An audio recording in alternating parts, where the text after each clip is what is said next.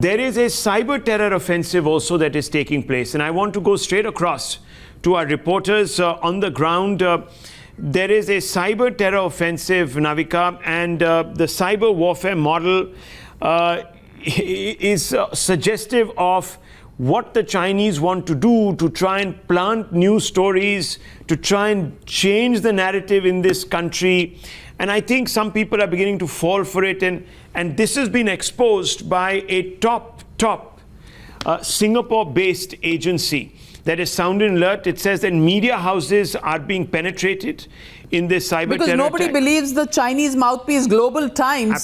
So what they are trying to do is trying to look at some weak spots in the cyber defense of media houses, and media houses are now on target in some way or the other to try and change the narrative. Well, Rahul, before things go to print, it will be found out. But the fact of the matter is, on the digital space, are they going to be able to manipulate this? Mohit Sharma, our reporter, joins us from Ground Zero. He's tracked this story. There was also an alert that came in from CERT. And Mohit, can you tell us more about this cyber attack that China is planning?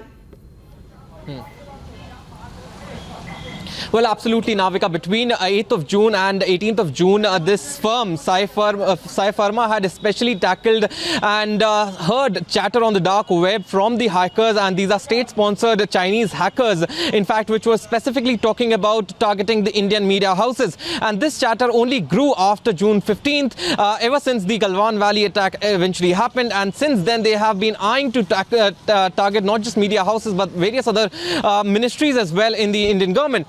Now, the whole idea behind is to not just penetrate the media houses, but to also ensure that their own perspective, their own ideologies are somewhat being presented through these media houses as well. Now, interestingly, the Cypherma, which happens to be a top cyber intellectual firm, which has disclosed this, has also sounded an alert. It has also passed on the information to the computer response emergency team in India, which essentially is the nodal authority which tackles such attacks through cyber world. And through them, it has been finally realized that two of these hacking groups, namely this is the Gothic Panda as well as the Stone Panda. These are the two hacking groups, and they've been identified using their IP addresses. They are the ones who are essentially trying to target the Indian cyber world. And more importantly, Navika, I'll just take a few seconds more. What's of importance here are the fact that these are known associates of the Chinese government. So very important here, the fact that these are Chinese sponsored cyber hackers, which are now trying to target not just the media organizations here, because their own media organizations are somewhat not taken so seriously in their own country and internationally, that they now want to target the Indian media houses as well as certain ministries, which includes the Ministry of Defense also and others. Sources telling Times Now that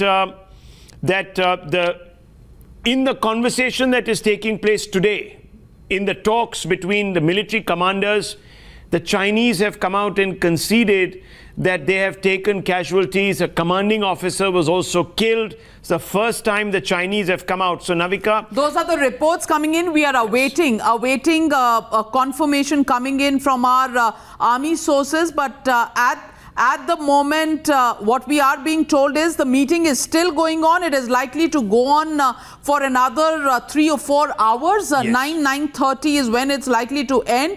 And reports that are coming out which clearly say that the Chinese army has confirmed that the commanding officer was killed in the Ladakh face-off during military level talks in Galwan. This is the information coming out from the meeting that's going on currently in Moldo. We'll wait to confirm more, but reports at this point are suggesting that the Chinese are conceding casualties at some level.